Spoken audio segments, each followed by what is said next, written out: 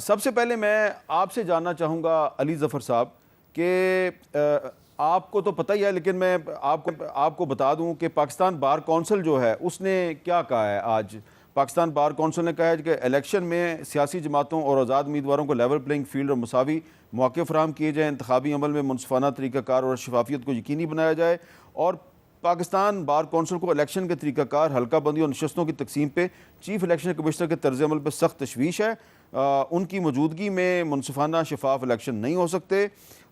لہٰذا supreme court جو ہے اسے کہا گیا کہ الیکشن کمیشن کے ہر اقدام کی توثیق کرنے کی بجائے اس کے تضادات کا نوٹس لے، جبکہ سپریم کورٹ بار نے بھی ایسے ہی بات کی ہے، اور انہوں نے کہا ہے کہ موجودہ چیف الیکشن کمشنر کے تحت منصفانہ اور شفاف الیکشن کا انعقاد ناممکن ہے، لہٰذا انہیں گھر جانا چاہیے. اب علی ظفر صاحب، آپ کو شاید یاد ہو کہ پچھلے سال جولائی کے مہینے میں، جولائی 2022 میں پنجاب اسمبلی میں آپ کی پارٹی کی طرف سے ایک ریزولوشن منظور کی گئی تھی چیف الیکشن کمشنر کے خلاف. تو یہ 31 جولائی 2022 کو یہ ریزولوشن منظور ہوئی تھی، اور اس میں ان کے چیف الیکشن کمشنر کے استعفے کا مطالبہ کیا گیا تھا. اور پھر اس کے بعد یہ جو موجودہ چیف الیکشن کمشنر صاحب ہیں، انہوں نے دو جو نگران وزراء ہیں، فواد حسن فواد اور احد چیمہ صاحب، ان کی تقرری کا نوٹس لیا اور آج احد چیمہ صاحب کو کابینہ سے نکالنے کا حکم دیا ہے. اس کے علاوہ الیکشن کمیشن نے آئی جی اسلام آباد اور ڈی سی اسلام آباد کو بھی ہٹانے کا حکم دیا. جو سابق نگران وزیر داخلہ ہیں سرفراز بگٹی صاحب، وہ بھی ان کو ہٹانا چاہتے تھے لیکن وہ نہیں ہٹا سکے. تو میرا سوال آپ سے یہ ہے کہ بظاہر تو ایسا لگ رہا ہے کہ سپریم کورٹ بار اور پاکستان بار کونسل نے وہی مطالبہ کیا ہے جو آپ کی پارٹی ماضی میں کر چکی ہے، لیکن کیا آج جبکہ احد چیمہ صاحب کو الیکشن کمیشن نے کہا ہے کہ پارٹی، ان کا تعلق ایک پارٹی سے ہے، تو ان کو نگران کابینہ سے نکال دیا جائے، تو آج چیف الیکشن کمشنر کے خلاف جو دو بیانات آئے ہیں ان کو آپ کس طرح دیکھتے ہیں؟ جی دیکھیں، جہاں تک الیکشن کمیشن آف پاکستان ایک انسٹیٹیوشن کا خیال جہاں تک ہے، میرا نظریہ تو یہ ہے کہ ایک انسٹیٹیوشن ہے، ہمیں اس کی عزت بالکل کرنی چاہیے، اور جہاں وہ اپنے جو جورسڈکشن ہے اس سے باہر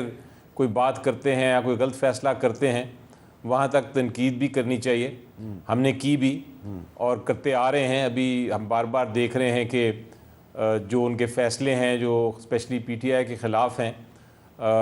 فیصلے قانون کے مطابق نہیں ہیں، اس لیے ہم نے ان کی پوری تنقید بھی کی، اپیلیں بھی فائل کی. لیکن بہرحال وہ ایک انسٹیٹیوشن ہے جس کا کام ہے الیکشن کرانا. جو پاکستان بار کونسل اور جو سپریم کورٹ بار ایسوسیشن سے آیا ہے لیٹر، وہ میری نظر میں درست ہے، ان دا سینس کہ وہ لیول پلینگ فیلڈ تو نہیں مل رہی، اور الیکشن کمیشن آف پاکستان کی ذمہ داری ہے کہ وہ ہر پولیٹیکل پارٹی کو لیول پلینگ فیلڈ دے، اور جو نہیں مل رہی وہ حد تک تنقید درست ہے. لیکن میرا خیال ہے جو ان کا مطالبہ ہے کہ وہ ریزائن کریں، اس کی ٹائمنگ غلط ہے. اچھا، ٹائمنگ اس لیے غلط ہے کہ وہ اب الیکشن آنے والا ہے، 8 فروری ہے، بہت سارا کام کرنا ہے، اور ہم کوئی ایسا اقدام نہیں چاہتے کہ وہ الیکشن کو ڈیلے کرے. اس لیے وہ ڈیمانڈ تو اپنی جگہ ہے جائز، ان کا مطالبہ ہے،